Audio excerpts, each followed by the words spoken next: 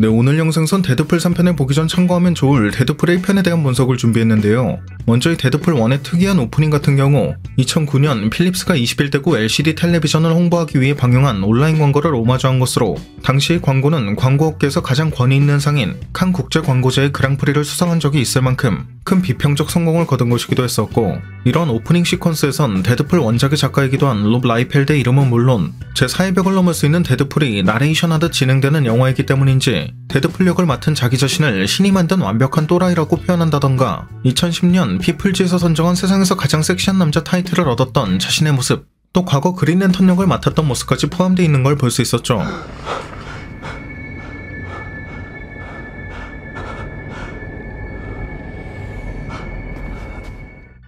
그리고 데드풀 2편은 물론 데드풀 3편까지 등장할 예정인 택시기사 출신 도핀더는 라이언 레이놀즈가 캐나다에서 공부했던 어린 시절의 실제 친구로부터 그 이름을 따온 것으로, 레이놀즈의 친구였던 도핀더는 오래전 벼락을 맞아 사망했기 때문에 그 이름을 따온 것도 그의 안타까운 죽음을 기리기 위한 것이었다고 합니다. 도핀더. Pool. Dead. 지금은 4월이라고 하는 도핀더에게 데드풀이 크리스마스라고 한 건 Merry Christmas. And a convivial Tuesday in April to you too, Pool. Why the fancy red suit, Mr. Pool? Oh, that's because it's Christmas Day, Dopinder. 영화의 설정으로 봤을 땐 데드풀이 그저 웨이드였던 시절 바네사에게 반지 사탕을 주며 청혼했지만 동시에 암에 걸렸다는 걸 알게 되었을 때가 크리스마스 무렵, 즉 웨이드로서의 시간은 크리스마스에 멈춰있기 때문이기도 하고, 영화 외의 시선으로 봤을 땐 이 대사가 처음으로 언급된 두 번째 예고편이 공개된 시점이 2015년의 크리스마스였기 때문이었고요.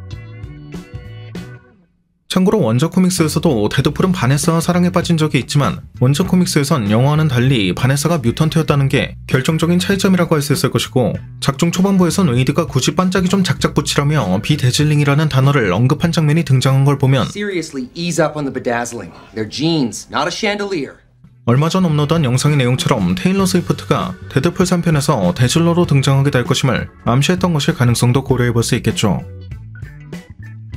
그리고 데드풀 1의 메인 빌런으로 등장하는 프랜시스 같은 경우 원작 코믹스에서도 웨펀엑스 프로젝트의 실패작들에게 여러 인체 실험을 진행하고 자신도 이 인체 실험의 결과로 통증을 느낄 수 없는 강화 인간이 되었다는 점, 진짜 이름인 프랜시스라고 불리는 걸 극도로 싫어하고 웨이드에게 인체 실험을 진행하는 과정에서 그의 정신을 파괴하는 대신 치유 능력을 발현시켜 데드풀로 만들게 되었다는 점에선 영화의 설정과 매우 흡사한 걸 알 수 있는데, 재밌는 건 데드풀 1편의 삭제 장면을 통해 프랜시스가 본래 MCU에 등장하는 감옥인 레프트로 호송되었다는 걸 알 수 있었다는 것으로, 당시 데드풀 1편이 개봉한 시점으로부터 몇 달 뒤 개봉한 11호에서 이 레프트가 처음으로 등장한 걸 미뤄봤을 땐 이러한 장면이 삭제된 이유가 마블과 폭스 간의 협의로 인한 것이었을 가능성이 높을 것 같고, 비슷한 맥락으로 데드풀 1의 컨셉 아티스트 역시 마지막 전투에 등장한 거대한 선박을 헬리캐리어처럼 디자인했지만 여러가지 법적 문제로 인해 진짜 헬리캐리어가 될 수는 없었다고 한 걸 알 수도 있었죠.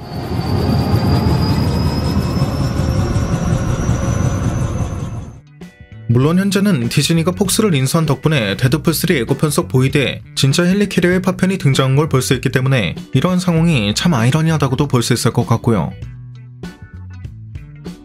아무튼 데드풀이 프랜시스를 쫓는 장면에선 도로 이종표에 CG 담당자의 이름이라던가 스탠리와 함께 스파이더맨을 창조한 스티브 디코의 이름, 피터 파커, 롭 라이펠드를 연상케 하는 이름이 적혀있는 걸 볼 수 있고, 피자 박스에는 케빈 파이기를 연상케 하는 파이기가 적혀있는 걸, 웨이드가 입고 있는 셔츠에는 실제 원작 코믹스의 웨이드가 좋아하는 배우이기도 한 비 아더가 그려져 있는 걸, 피자보이 신 자체도 원작 코믹스에 매우 흡사하게 등장한 적이 있는 것이었습니다.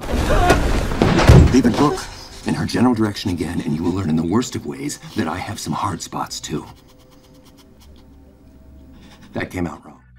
콜로서스 같은 경우 실제 콜로서스만큼이나 거대한 배우가 현장에서 직접 연기한 것에 그래픽을 입힌 것인데, 재밌는 건 이 콜로서스는 이러한 현장 담당 배우는 물론 보이스 담당 배우, 표정 연기 담당 배우 등 무려 5명의 배우가 힘을 합쳐 연기한 캐릭터라고 하네요. About to do to you what Limp Bizkit did to music in the late 90s. Dad? 이 장면에 데드풀이 향한 건 그의 아지트이자 친구 위즐이 운영하는 바 시스터 마가렛으로, 바의 이름이 술집이라고 하기엔 좀 이상하게 느껴지는 건 원작 코믹스에 등장하는 시스터 마가렛이 본래 이 지역에서 가장 문제를 일으키는 여학생들을 위한 가톨릭 기숙사였지만 이후 데드풀이 자주 찾는 용병 파견센터인 헬하우스가 됐고, 영화에선 그 이전 이름을 그대로 사용했기 때문인데 이 장면에 주목하면 바 내부에 데드풀의 원작자인 라이펠드가 카메오로 등장한 걸, 라이펠드와 이야기를 나누고 있는 이 남성 버근, 이후 데드풀 2편은 물론 이번에 개봉할 예정인 데드풀 3편에까지 등장할 예정인 걸 확인할 수 있습니다.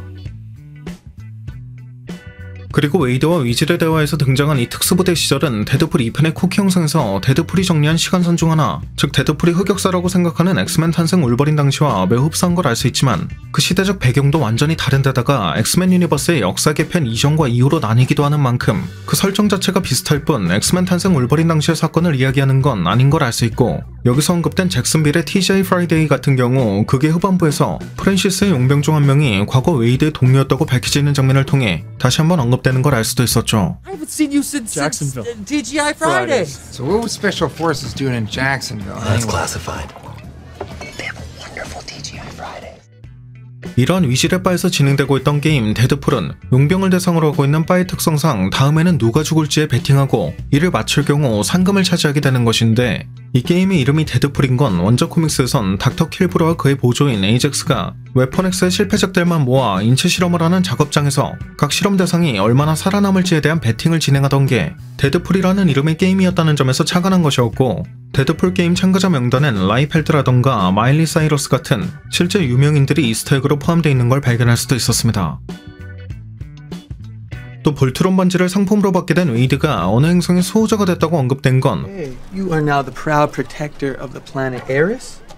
마찬가지로 레이놀즈의 흑역사 중 하나인 그린 랜턴이 반지의 힘으로 행성의 수호자가 된다는 설정을 암시하고 있는 것, 이후 등장하는 이 장면에서 수트를 초록색으로 만들지 말라거나 CG를 입히지 말라고 하는 건 역시 그린 랜턴을 연상케 하는 것이었음을, Please don't make the super suit green.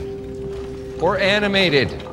뒤로 보이는 상품들 중에는 이번 데드풀 3편에 등장할 예정인 도그풀이 포함되어 있는 걸 볼 수도 있는데, 여담으로 앞선 데드풀 3 예고편 분석에서도 언급한 적이 있지만 예고편 속 데드풀이 TVA 요원의 타임스틱을 보고 패깅이 처음이 아니라고 한 건 데드풀 1편의 이 장면에서 국제 여성의 날을 맞아 웨이드가 바네사에게 패깅을 당한 적이 있기 때문이고, 웨이드가 닉네임을 생각하는 과정에서 캡틴 데드풀이라고 한 것 또한 Captain Deadpool.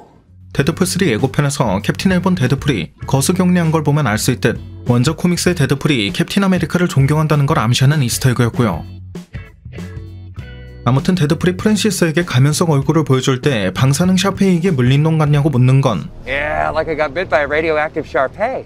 원작 코믹스의 데드풀이 케이블에게 만약 당신이 라이언 레이놀즈와 샤페이를 섞어놓은 것처럼 생겼다면 이해했을 거야 라고 언급한 대사에서 영감을 받은 것이었음을, 이 장면에서 볼 수 있는 건 엑스맨 탄생 울버린 당시 레이놀즈가 연기했던 웨펀 11의 액션 피규어였고, 웨이드를 포섭하기 위해 찾아온 에이전트가 건넨 명함에 적힌 번호 같은 경우 실제 전화번호의 공개를 방지하기 위해 헐리우드에서 일반적으로 사용하는 가상의 전화번호로 알려져 있으며, 극의 중반부에서 프랜시스의 뒤를 쫓던 데드풀이 이 남성을 다시 찾았을 때 자레드라고 부르며 푼농으로 하겠다고 한 건 한국에선 30cm로 표기하고 있는 서브웨이의 크기 중 하나인 푼농과 2000년부터 2015년까지 서브웨이 광고 모델로 활동했지만 아동 포르노 소지 혐의로 그 자격을 박탈당한 자레드 포글에 빗대어 비꼬는 것이었습니다.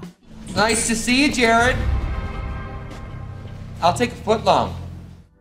광고와 관련된 이스터에그들 중에는 데드풀의 얼굴이 자동차의 시트에 뭉개졌을 때 언급한 대사가 Rich Corinthian leather. 과거 크라이슬러 코르도바의 광고를 오마주했다는 게 있기도 했고요. 그리고 이 장면에 보면 웨이드가 맞은 세럼에 붉은색의 피가 섞여 있는 걸 볼 수 있고, 그 세럼의 전체적인 색상은 마치 울버린을 연상케 하는 노란색을 띠고 있는 걸 볼 수 있는데, 실제로 원작 코믹스의 데드풀 같은 경우 울버린의 힐링 팩터로부터 그 능력을 얻게 된 것이기 때문에 데드풀이 맞은 이 세럼 또한 울버린의 피가 섞인 것이었을 가능성, 또 그렇기 때문에 이번 3편의 데드풀이 울버린과 운명적인 연결고리를 갖게 되는 것일 가능성도 기대해 볼 수 있겠죠. 심지어 데드풀 1편이 개봉한 2016년 2월로부터 약 3개월 후인 5월달에 개봉한 엑스맨 아포칼립스에선 쿠키 영상을 통해 울버린의 혈액이 어딘가에 쓰이게 될 것임을 암시하는 장면이 등장한 적도 있었으니까요. 이번 작품의 서브 빌런 역으로 등장한 엔젤 더스트 같은 경우 원작 코믹스에선 10대로 등장한다는 점이나 능력 자체도 웨폰 플러스 프로그램을 통해 그 능력을 얻게 된 영화의 설정과는 달리 태어날 때부터 능력을 타고난 뮤턴트인 것부터 그 능력 자체도 아드레날린을 급격하게 증가시켜 일시적으로 강해지는 것까지 모두 원작과는 다른 걸 알 수 있었고, 데드풀이 성령을 보고 이런 드립을 친 건 What's up with the matches? Oral fixation? Or just a big Stallone fan? 영화 코브라에서 스텔론이 성냥을 물고 다니던 것에 대한 언급이었음을, 에이젝스의 본명을 추측하는 장면에선 케빈 파이기나 브루스 배너, 스칸랭 등을 암시하는 듯한 이름이 이스터에그로 등장하는 걸 알 수도 있었죠. What is it really? Kevin? Bruce? Scott? 또 작중에서 온갖 고문을 당하던 웨이드의 옆자리에 있던 이 커닝햄 같은 경우 원작 코믹스에선 웜이란 이름의 캐릭터로 등장하는데, 원작 코믹스에서도 웨이드의 계속된 조롱에 분노한 에이젝스가 그의 가장 가까운 친구라고 생각한 웜을 사이보그화 시키게 되면서 이후 웨이드는 웜의 고통을 끝내기 위해 웜을 직접 죽인 적이 있기 때문에 영화에서도 웨이드가 이 작업장을 무너뜨리고 커닝햄이 죽음을 맞이하는 순간에 유독 그 포커스가 맞춰진 것이었습니다. 후에 프랜시스를 잠깐이나마 잡아두었던 데드풀이 그의 가슴에 검을 꽂아 고정해놓았던 것도 프랜시스가 웨이드의 가슴에 철근을 꽂아 고정해놨던 것과 유사한 장면인 걸 알 수 있어 데드풀이 당한 만큼 똑같은 방법으로 복수하려 했던 것임을 알 수도 있었고요. 데드풀이 이러한 프랜시스의 뒤를 캐는 과정에서 보여준 여러 수법 중 하나인 이 장면은 1988년 개봉한 영화 완다라는 이름의 물고기에서 보여준 이 장면에서 영감을 받은 것일 가능성이 높을 것 같고, 이 장면에선 스탠리가 카메오로 등장한 걸 이 장면과 이 장면에서 언급된 Go Get 'em Tiger, 마지막 장면 속 Friendly Neighborhood Poolman, This is your friendly neighborhood pool guy singing. 엔딩 크레딧 속 거미줄 같은 걸 타고 있는 데드풀 모두 스파이더맨을 암시하는 것이었음을, Let's our head to the back. Go get her, Tiger. Tag it. Go get her, Tiger. Get him, Tiger. 데드풀이 유독 치미창가에 대해 언급하는 장면이 자주 등장하는 건 원작 코믹스의 데드풀이 특정 단어나 사람의 집착을 보일 때가 있고, 이 집착의 대상 중 하나가 멕시코의 요리 중 하나이기도 한 치미창가이기 때문이었죠. Time to make the chimmy fucking changas. 이 장면에 데드풀이 키티 더플백에 온갖 총을 챙길 때 함께 챙겼던 휴장면의 피플지는 이후 이러한 용도로 사용된 걸 볼 수 있었고, 이 헬로키티는 오프닝의 립밤을 통해 발견할 수도 1986년 개봉한 영화 페리스의 방의 쿠키를 패러디한 해당 작품의 쿠키에서 데드풀이 마지막으로 남긴 치카치카는 Go.